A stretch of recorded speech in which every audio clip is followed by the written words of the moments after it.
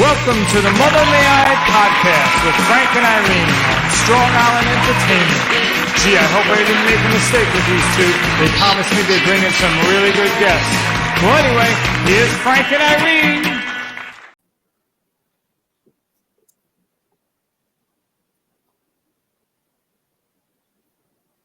Hi, there we go. Hey. Hi, this is the Mother May I podcast with Frank Conniff and Irene Bremis. I'm Irene Bremis, and what you heard at the top of the show, that amazing intro music, was none other than my dear friend and a friend of the show, Gabby Glazer, former guitarist for Luscious Jackson. I always like to give her a plug because she's in letting us use that intro. Frank Conniff, you are what I call the fully vaxxed man now. You're vaxxed. I'm completely vaxxed. I still am trying to get my ability to feel joy up to 33%, but it's not there yet. But I did get my second COVID shot yesterday, and I recommend to anyone everybody should get vaccinated. And I mean you too, you stupid evangelical Christians who, according to the New York Times, are not getting vaccinated because they're idiots. Because they're idiots, but they don't need a reason. They're just dumb as fuck. Anyways, yeah.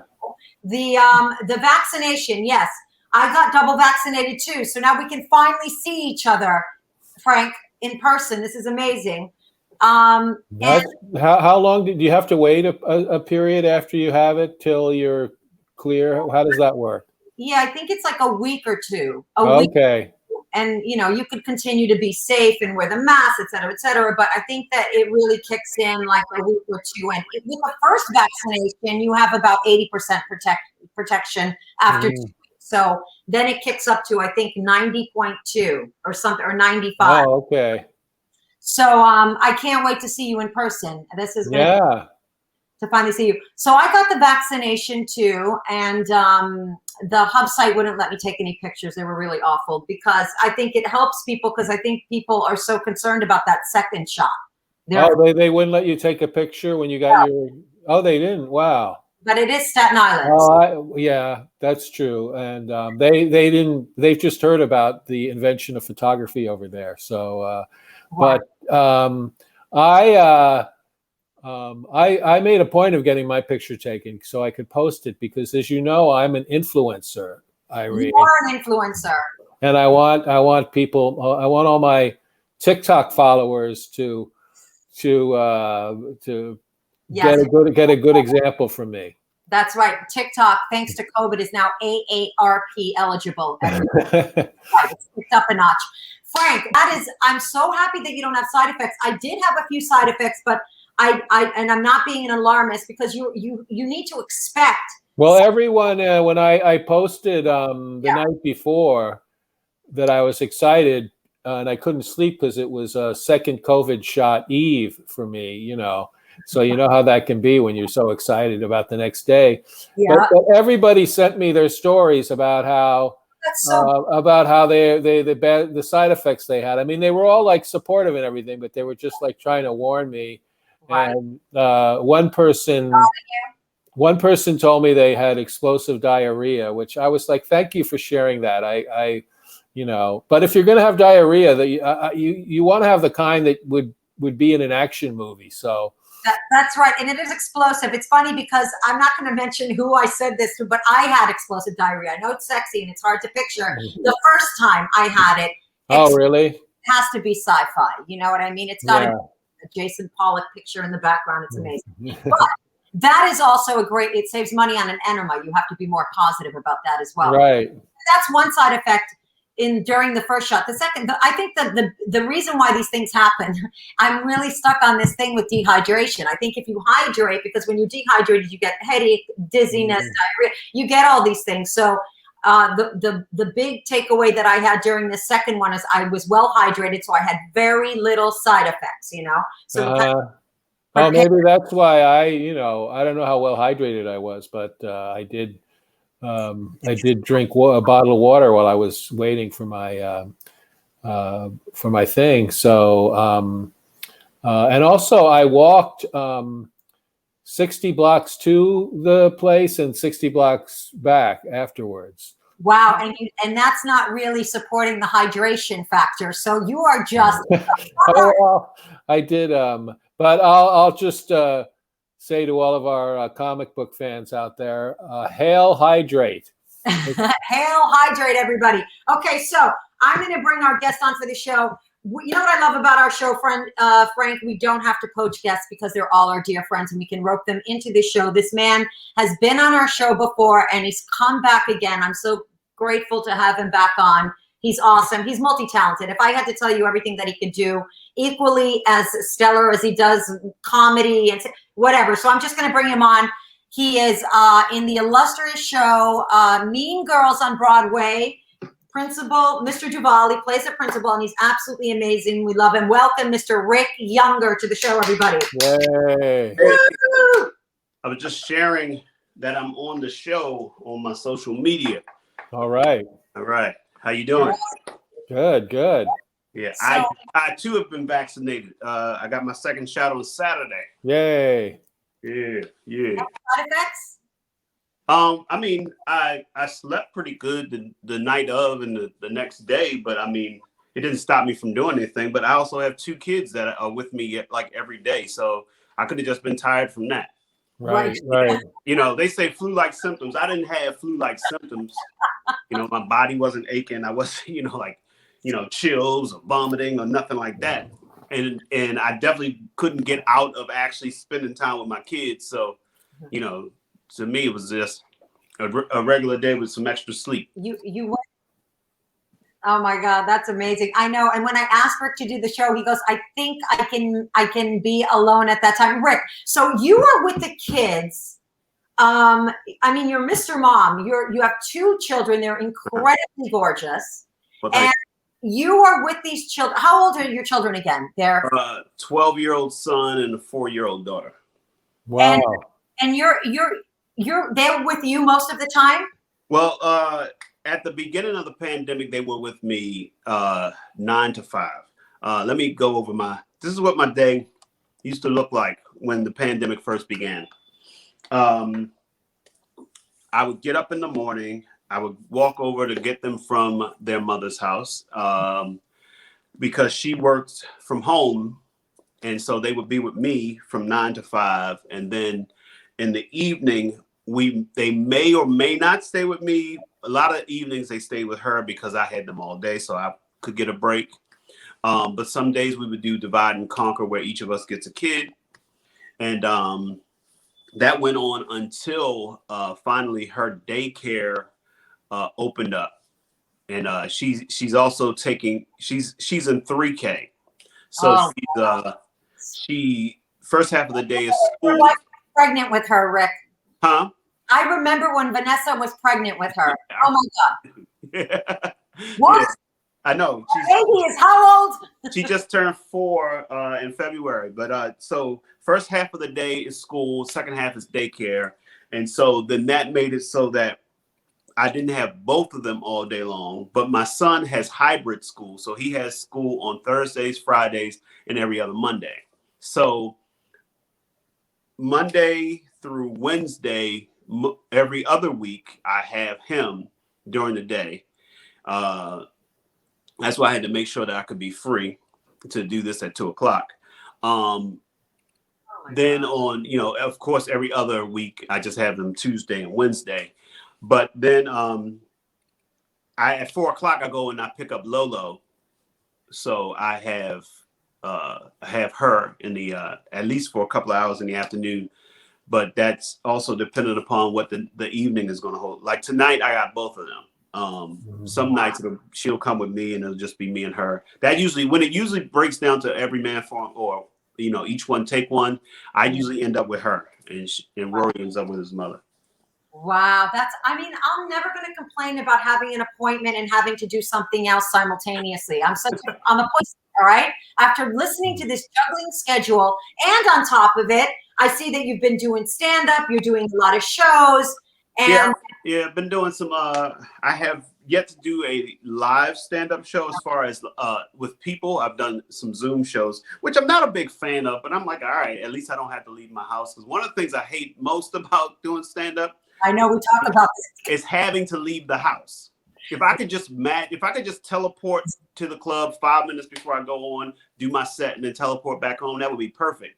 And this is kind of like that, except I don't have people. So the thing that I love about it is missing, but one of the things that I hate about it is now gone. So, Now, I haven't done a lot of Zoom shows. I think I did maybe one when the pandemic started. But do they make it so that because I assume a lot of people are tuning in from their homes. Do they make it so you can hear it when they laugh? Well, they've evolved, because when the pandemic first started, everybody just muted everybody, and I think everybody's kind of like, hey, we kind of need a laugh track of some sort. So like, I've been doing stuff for Jim Mendrino's Comedy Therapy Broadway Comedy Club, and they now have the thing where they allow you to be unmuted. It's almost like an honor system. But if you know that you're going to be loud, you're going to be calling out for your kids, your dog's going to be barking, they ask you to go ahead and put yourself on mute. But that leaves at least a few people there to laugh. And in the beginning, you're right, they didn't have that, but I did a show at Governor's where you just go to the stage. I did it with Jessica Kirsten and Rachel Feinstein, and the stage was set up. It was so elaborate with all it looked like just screens all around, and you see people, and they mute the laughs for my set, it seemed like, and then the girls got their fucking mics on mute for their set. It was very upsetting. Anyway, fuck you. And no, I'm just kidding. So Irene, so that show at Governor's did not have a live audience. It was still like a virtual show? Because the clubs were not opened yet. Right. Oh, interesting. Yeah. Well, that's good. I'm glad. I know I hear stories of, and I think clubs are just starting to open now. But when I heard before of like in Texas, of people doing shows, and I know like Chappelle got COVID because he did live shows. I mean, it's like I'm glad that the people are waiting to really do live shows. Yeah, I mean, and their setup was amazing. Actually, the best setup. But now the clubs are open. I think it's 33% capacity. I still have no desire to really go do the clubs unless I can do a spot and leave. I don't have an interest in hosting and being there all night. Right. I want to, I'll do a spot if you let me know when to come into the club, do my spot, and leave. I may not even dap up the comics. I might am I getting some money? All right, hand me my money. Let me get out of here. Because, I mean, on top of it, I'm responsible for some other people. So right. If I go down, that whole system that I just described to you falls apart. So well, it's funny too, because I think when all of us, when we started out, a big part of kind of getting ahead as a comedian was you had to hang out, right? Like you had to be around, like to get a spot, and you had to, so that people would know you, and like when you're just starting out, like just going down and doing a spot and then leaving, it's almost not even an option. No, it's not. You have to stand in support. But thank God we've been in the fucking business for over 10 years. Well, that's one of the upsides of being a vet. But I mean, also I look at it like this, and I saw some people doing this, but I saw a lot of people who weren't. This was our time to work on the other things that you wanted comedy to lead you to.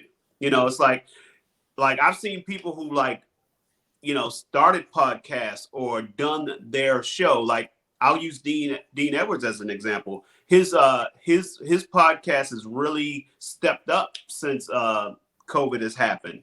And it's like, we always think of Dean as a performer and he's good with impressions and everything. But for him to step out there and show, hey, I also am capable of being a host, it's I saw his thing. I saw his show on Instagram. It was really good. Yeah. For me, right. yeah, for me personally, I've started working on my web series. And the web series is also being produced as a proof of concept to pitch as a TV show. So I've been working on that pretty much most of the pandemic. I'm going to start shooting it this month. Awesome. Right. Also, within that time frame, someone at a network reached out to me, and this is what was cool about it is like, you always hear those stories about how, you never know who that person is going to become, or, every audition, you're auditioning for that person and whatever they do later on. Someone I used to audition for student films at NYU had worked their way up at a network, and they were in a position where they were like, hey, they reached out to my agent and said, we are interested in working with Rick Younger. And I had a meeting, and now I'm working on a children's show. And, that's awesome. So now I have 2 shows that I'm working on, and I'm like, it's like, I'm still auditioning. I shot 5 commercials during the pandemic, and I did 1 guest spot on a TV show. And I'm constantly, doing self-tapes and everything. So it's like, I'm like, I can't get out, but what can I do while I'm here? And what can I do to move myself forward and continue to do the things I always wanted to do? That's right. And you've done that effectively. I'm so proud of you. That's awesome. Good luck. I mean, you were so great. Rick was the doctor in my web series, and you literally blew that scene apart. You're so talented as an actor, so funny, your instincts, amazing. So I think we all tried to use that time productively. Frank wrote like 5 books. We're trying to pitch a show together, still in the going to the labyrinth. We're all working on stuff. And I think it is important to not sit idle and showcase your other talents, which is actually what I told this kid that's going to come on, that you have to showcase different versions of yourself now, because with social media, you have to break out somehow. And the other thing I thought that was interesting is I wrote an entire new hour for stand-up. So when I did go to Governors, I did a couple of other shows. All my material was brand new. Everything was new. I took this as an opportunity to write new material, which was also fun.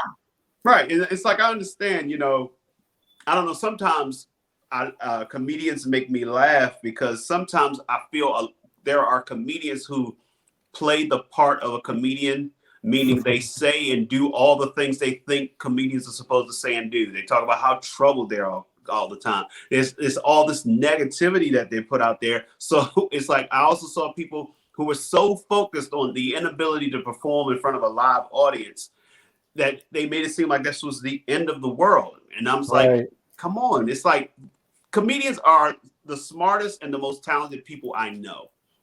Now, some of them, may not lead with that intelligence or that talent, but it's like, you would be surprised at all of the skills that so many comedians have. Comedians who are musicians, who are artists, who are, of course, actors, and, they do so many things. And it's like, these are your opportunities, because like I said, almost everybody is on stage hoping someone will see them and then give them the opportunity to do all these things. And it's like, how to do it. And we live in an era where we have all the things we need to put it out there.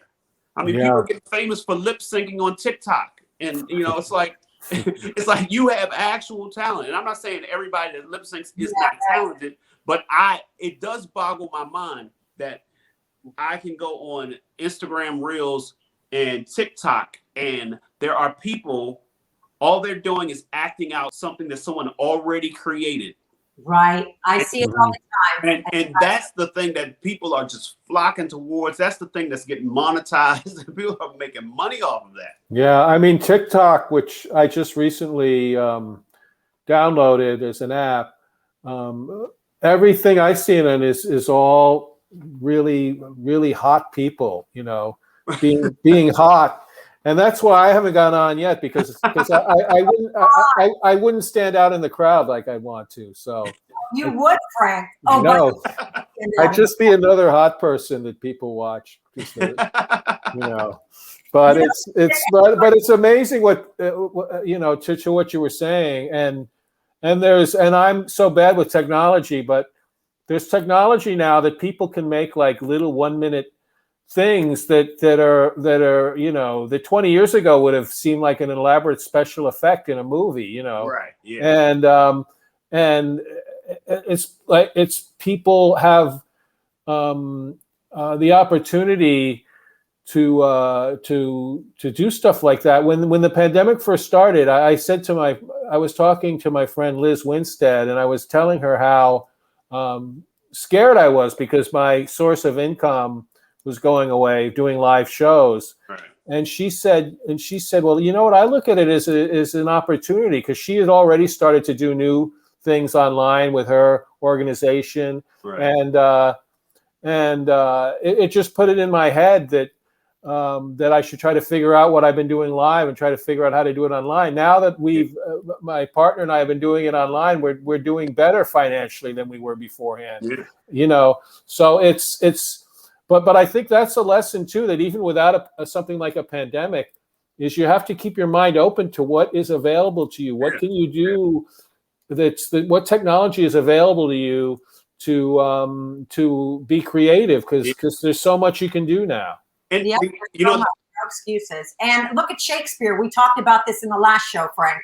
But he wrote. I think Shakespeare was the most prolific during a pandemic, right? I'm so sorry. I don't know this information. Something about this is he only decided to do that. He got the idea from Christopher Marlowe on a Zoom call. Yeah, exactly. Once you get past the early part of the pandemic where you're drinking every night, so you're ordering Drizzly way more than you should, you do realize that if you're making any kind of money, you have less going out. It's like it's surprising how much leaving the house costs you. Oh my God, Rick, I love you for saying this, especially. I paid off all my credit cards during the pandemic, and I was on unemployment for most of it. Right. And it's like, but I bought groceries.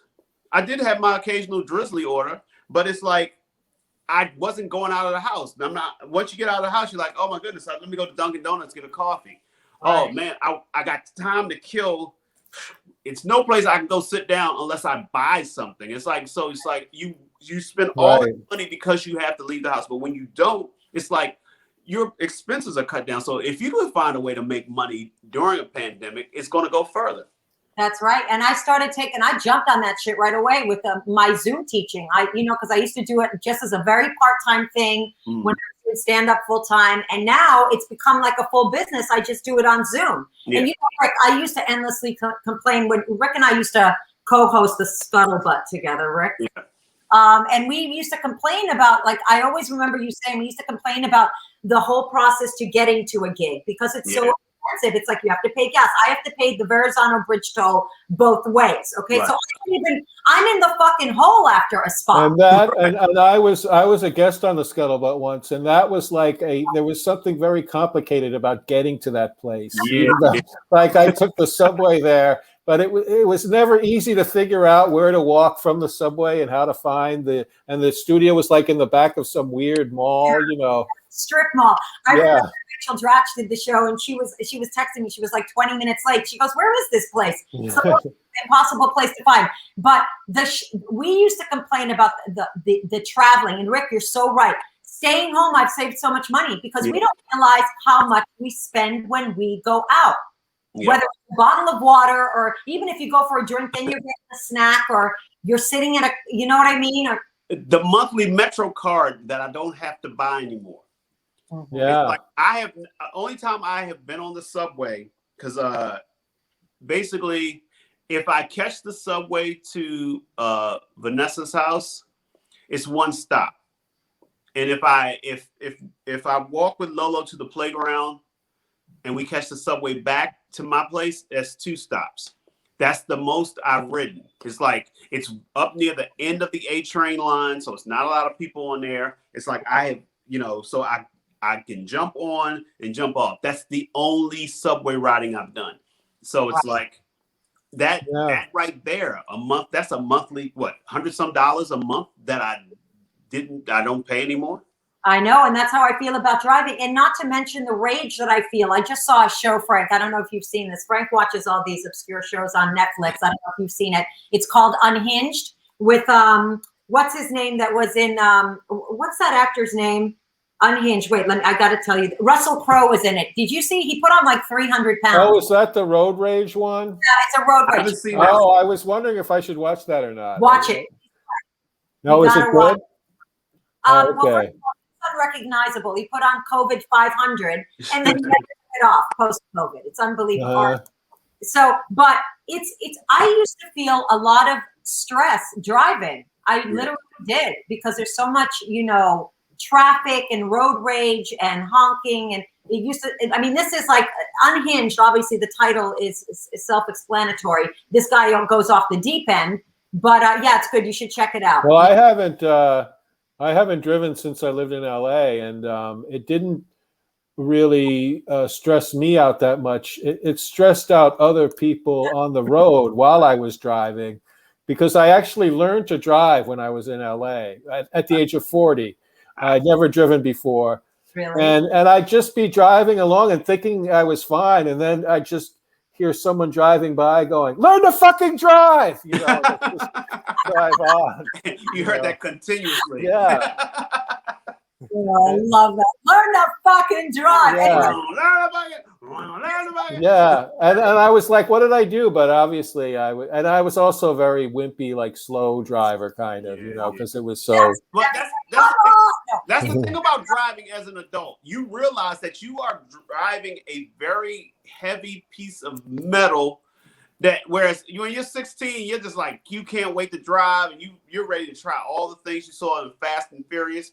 And it's like, I look at 16 and 17-year-olds driving now, I'm like, who let a kid have a car? It's like, now I actually drive the speed limit in the city, Mm-hmm. It's like, why, Rick? Yeah. You're right. Like, I see these kids and I'm like, what the? And I drive the speed limit. So you drive as well, Rick. I forgot that. Yeah. Do you experience road rage? You seem like you don't. I feel like you're kind of unflappable. You have this image of me. And I don't know how I've gotten this image, because I get this from so many comedians. It's like, I guess only a few people have seen the whole me. It's like, I'm like, I'm just afraid that my kids are going to start saying fuck, because I say that a lot in the car. Mm-hmm. And in so many different ways, like fuck, what the fuck? Oh, this is some bullshit. That's it. This is some bullshit. Oh my God, that is so funny. Rick, before we bring on, okay, so we have a young probie comic coming on, and I want you guys to give him some solid advice regarding comedy. We actually went through a bunch of things that I think are going to be useful to him. But before we do that, Rick, what's going on with Mean Girls, and what's your future with Mean Girls? What's going on? Mean Girls is closed, right? Like, yes, of course. No, it's closed. It's like, it's not coming back. Oh, I did not know that. I blame the algorithm, because I posted about it and people are still saying, I'm like, Mean Girls, the national tour exists, but I'm not doing a national tour. They have a cast for the national tour, and I wouldn't want to tour anyway. But yes, like one of the shows that closed during the pandemic. We're not the only ones. The thing about the pandemic is that there aren't that many shows that have built up enough profit to continue with an indefinite closing. Like, for example, Hamilton, from what I understand, they're going to do like a 4th of July performance, and they can open and operate at half capacity at the theater and still make money.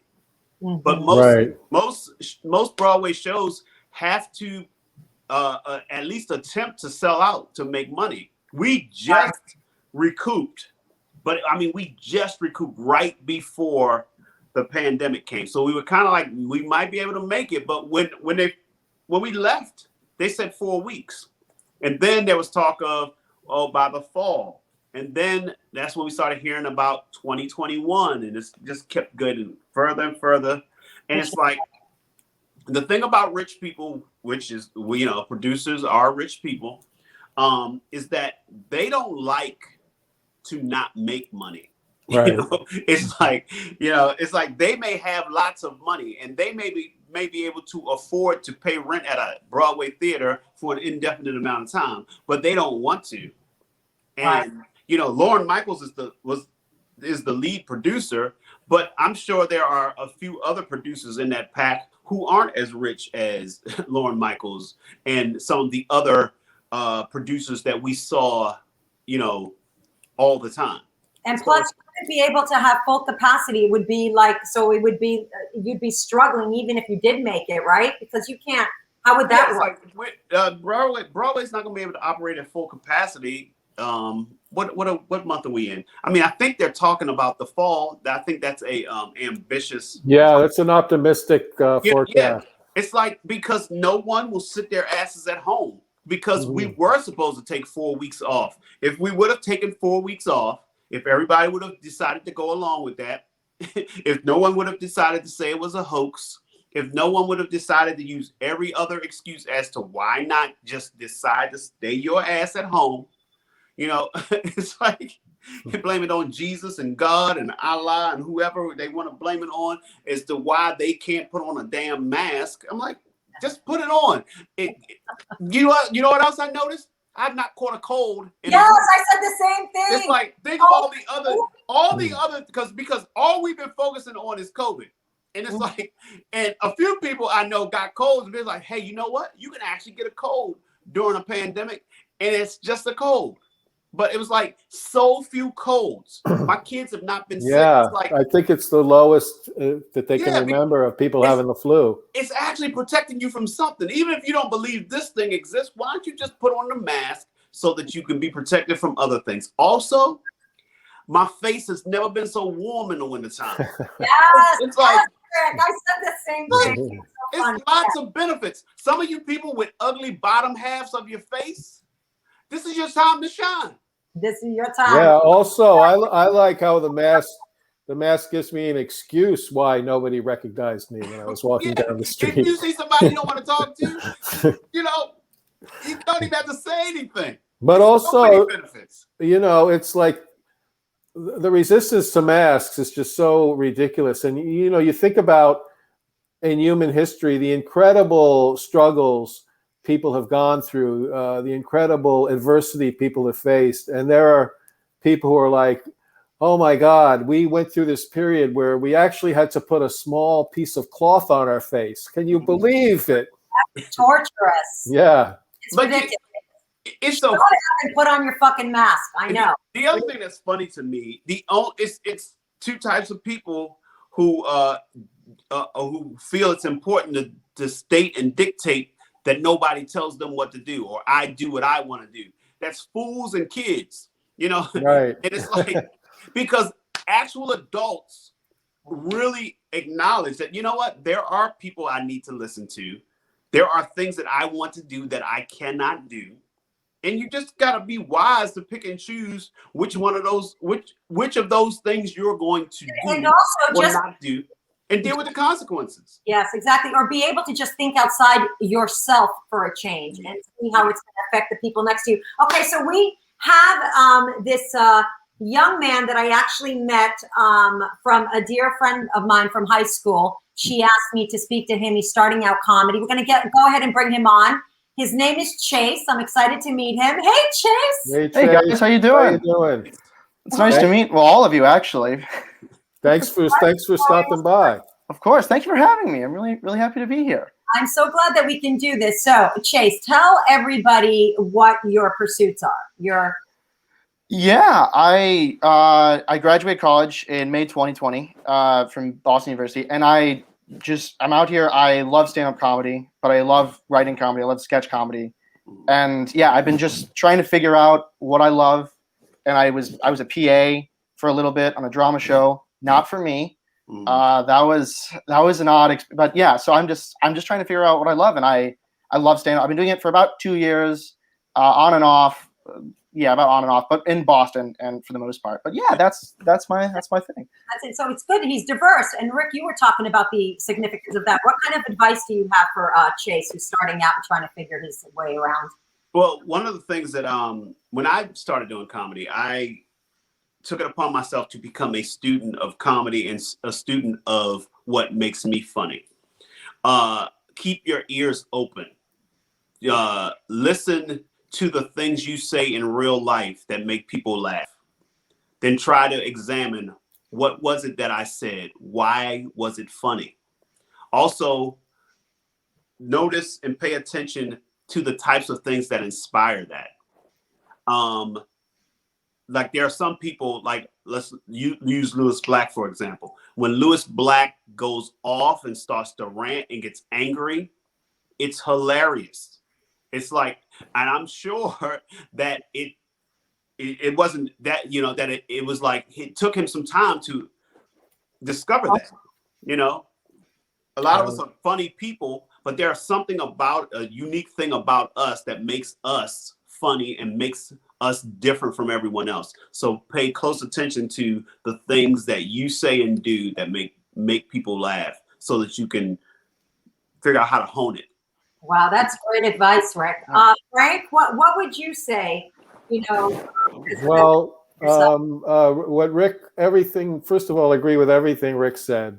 Such great advice. And yeah, along those lines, I would say well, first of all, the basic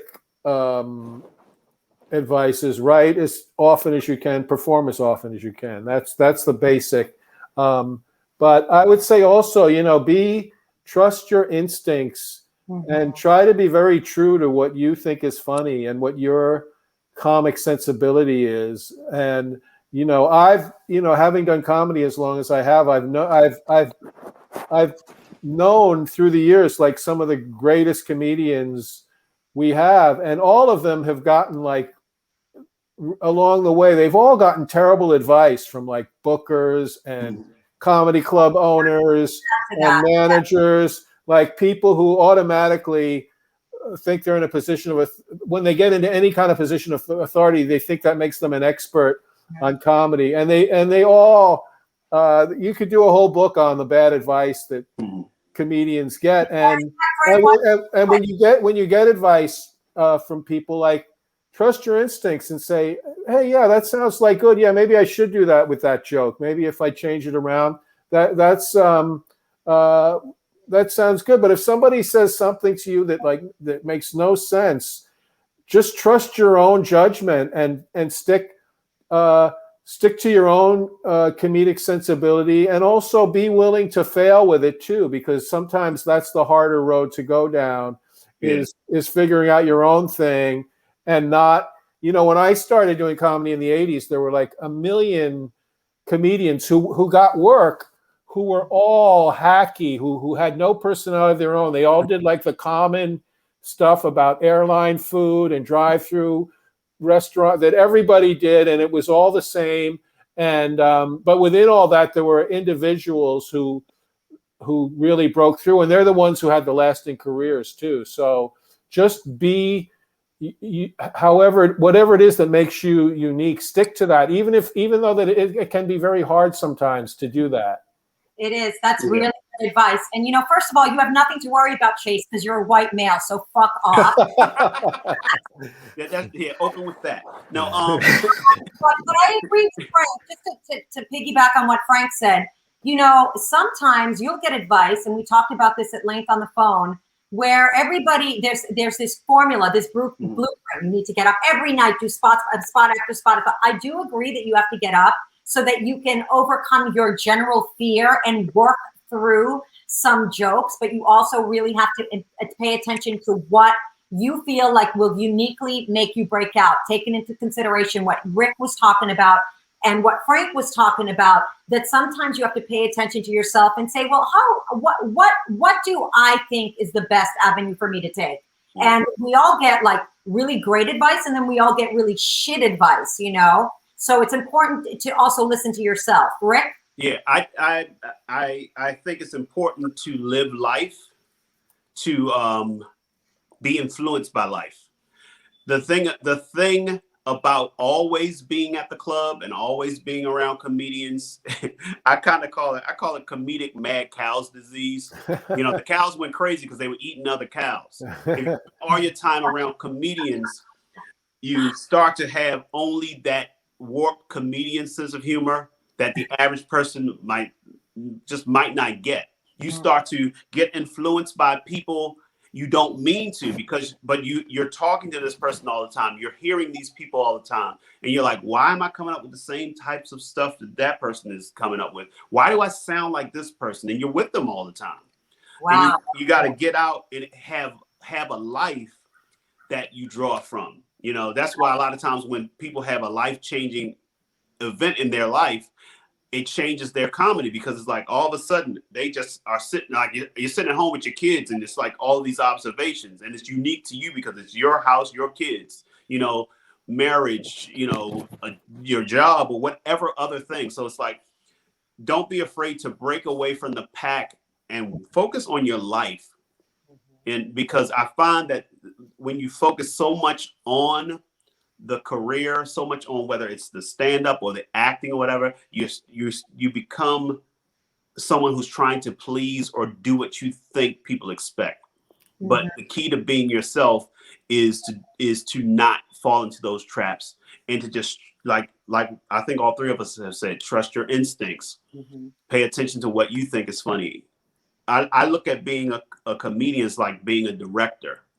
It's like you're right, you're the one who's creating the vision. And I look at people's brain is the projector, and your mouth, their brain is the screen, your mouth is the projector.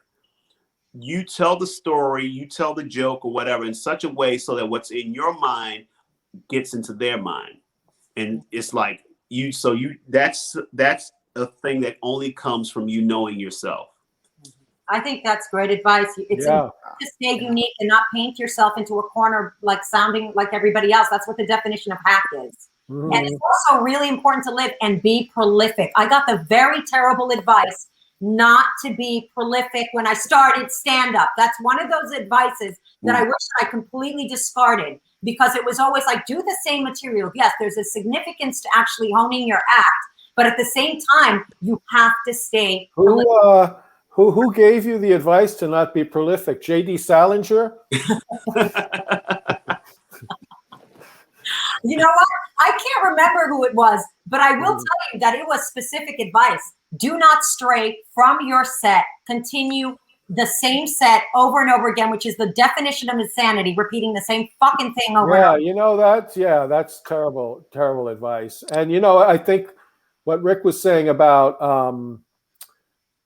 having a life to draw from, I think that's such incredibly important advice. When I was writing on sitcoms in LA, the common thing on most sitcoms was like, it wasn't on the show I worked on as much, but on other shows, it was like everybody always stayed till 4 a.m. every night, for whatever reason. Like nobody had any life outside of the room.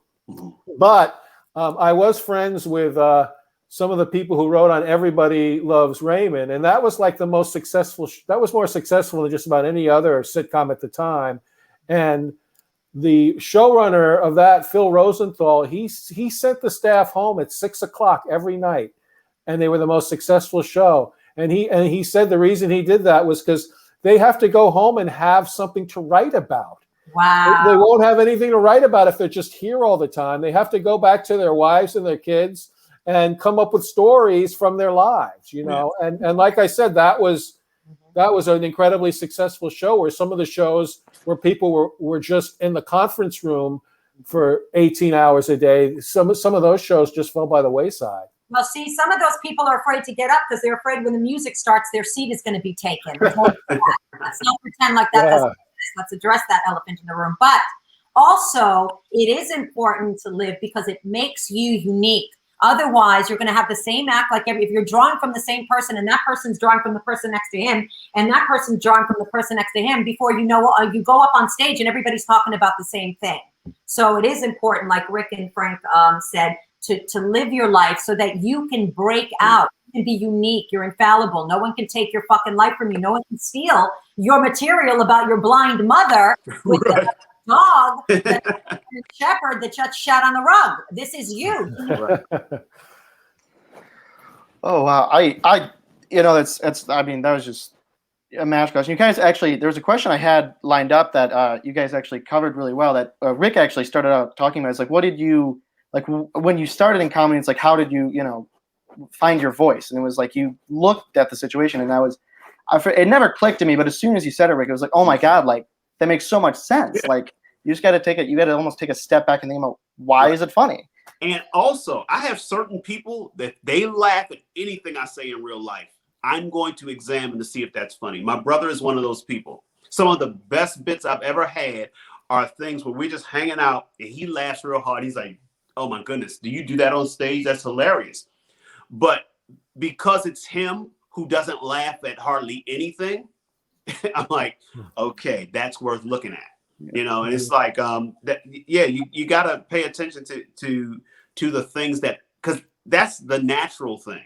Mm-hmm. It's easy to, like, I remember when I started in 92. So back then everybody had pagers. So it was like you go to the club and every comedian had a pager joke, and it's like, and whatever is the thing now, right now, you probably go and people are always talking about the dating apps and I'm like, here goes another dating app bit. It's like, unless your experience is so unique to you, it's like, I don't give a damn about that. It's like, so it's like, you got to think about what is unique to you.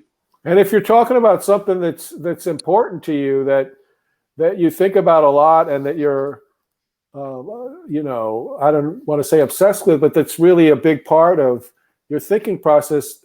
If you can figure out how to communicate it, there's a good chance the audience is going to care about it too when you talk about it.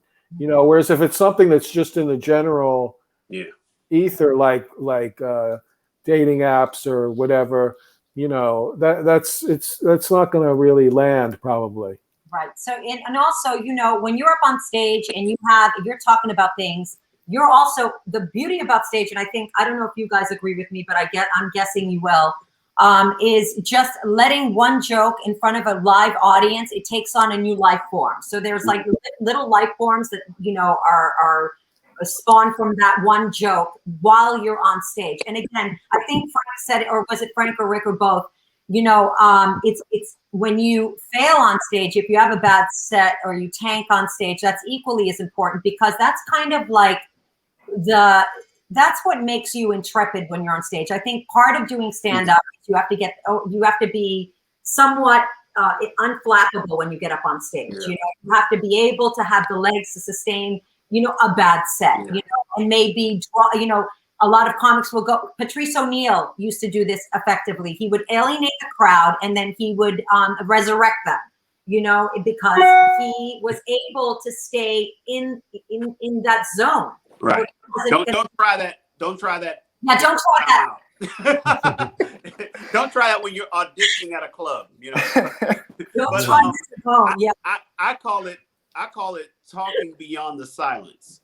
Yeah. It's like I make a lot of comparisons with comedy and music because I'm a music guy.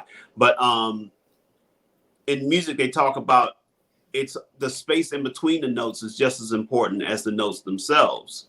And that's what silence is to a comedian. Sometimes people are so afraid of the silence till they just rush through things. Sometimes you got to give some space for things to land. Sometimes when you're working on a bit, you have to go beyond. Like a lot of times people's instinct is, I'm going to throw out this new stuff. As soon as they stop laughing, I'm going to go to the next thing. But sometimes you have to keep going beyond that silence, because sometimes on the other side of the silence is an even bigger laugh.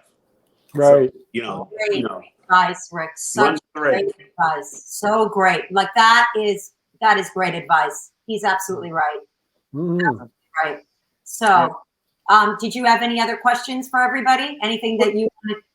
Well, it's very funny. The first question we answered right off the bat. The second question you just answered, and we just kind of expressed on this, like when you're tanking, how do you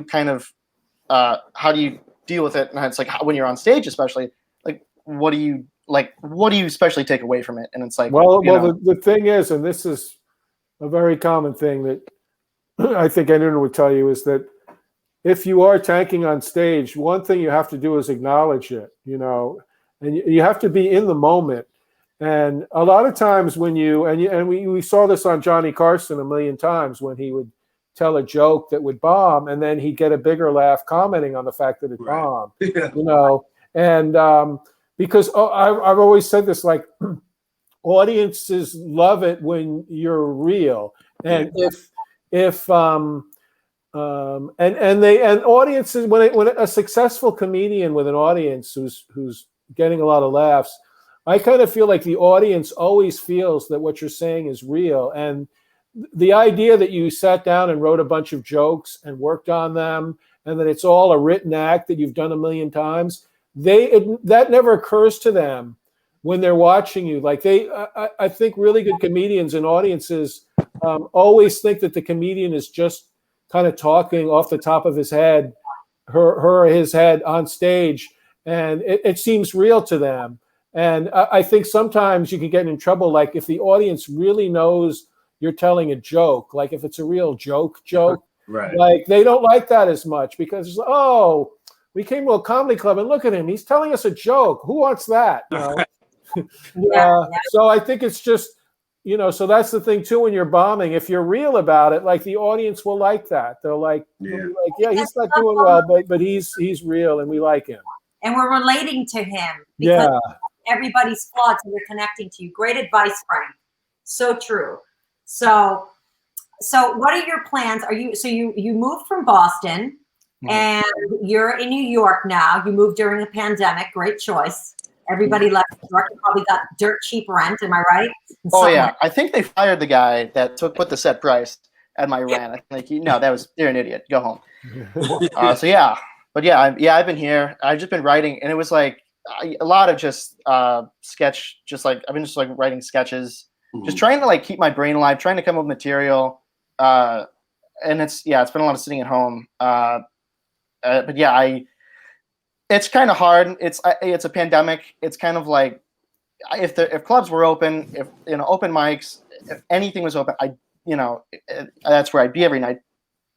But it's funny because when we were on the phone, I told him not to be put off with the open mic support of comics, okay? Because I remember doing open mics, and I felt like I don't know if it's the same. I haven't done an open mic in a really long time. The Duplex is a great open mic for seasoned veterans and also newbies. I told you about that place. But open mics can sometimes make you feel like, wow, no one ever really laughs at your jokes. Other people don't really laugh at your goddamn jokes at an open mic. Or groups of friends laugh at each other's jokes, but not at the new guys' stuff. It's right. It's clicky. Really wacky. Yeah. So you have to always remember these things. But so you've been writing during the pandemic, which is very important. And, I also told him exactly what, Rick, you opened up with, that it's important to also do different things. If you can do stand up and maybe a podcast, or write 6 books, Frank. And I think I smell another book coming about terrible advice on stand up. Am I right? Could be. By the time we have our next show, because this man is the most prolific man I've ever seen in my life. But it's important to stay, because it's not the same like when we started doing comedy, where you could just focus on stand-up, Because of social media, people are really showcasing themselves. So the arena is a lot more competitive. So the more you can do, I think the better for you, because they could see the different versions of you, when it comes down to, monetizing and pushing whatever. Well, yeah, one thing you have an advantage of starting now. It's like, you have probably in your pocket or right in front of you, or you might even be on a piece of equipment that can video and edit. And it's whether there's so many ways to get your material out there, or to work on your material and to create things. You say you're writing sketches or whatever, and it's like, so there are so many ways to be creative. And I feel that those things help your stand-up. Yeah, totally. That's true. So how are you feeling? What are you gonna attempt to hit a club now? The clubs are reopening at, what is it? Does anybody know? 33%? Yeah. You say 33%, which would be the biggest audience I've ever had. But, right? It's like some of the places I'm like, yeah, I'm not going to tell much of a difference with 30%. 33%. I mean, weekday shows, we were doing good to get 33% in most of the clubs in the city. Yeah, exactly. my act has always been a great causer of social distancing. So. They call him Frank 33% Conniff.